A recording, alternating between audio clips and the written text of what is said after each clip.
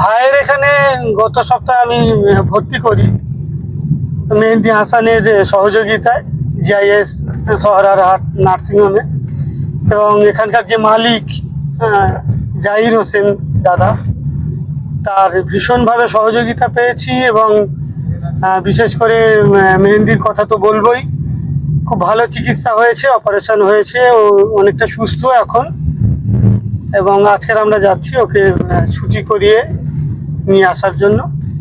Thanks to all, বিশেষ করে এই ইনস্টিটিউট, জিআইএস ইনস্টিটিউট এবং জিআইএস হসপিটাল, আম্পা পরিবার, থ্যাঙ্কস টু মেহেদি হাসান এবং তার টোটাল টিমকে ধন্যবাদ।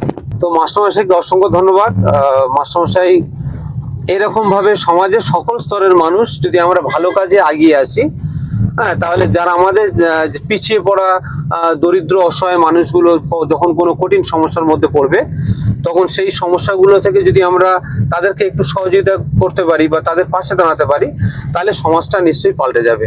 তো আমরা আম্পা পরিবারের পক্ষ থেকে সবাইকে ধন্যবাদ জানাবো। কথা বলতে বলতে অলরেডি আমরা জাহিদার হসপিটালের কাছে চলে এসেছি। আপনারা দেখতে পাচ্ছেন দি সহরারহাট জিআইএস হসপিটাল। তো আমরা কথা বলতে বলতে দি সহরারহাট জিআইএস হসপিটালে চলে এলাম। জাহিদ আছে কি তাও জানি না।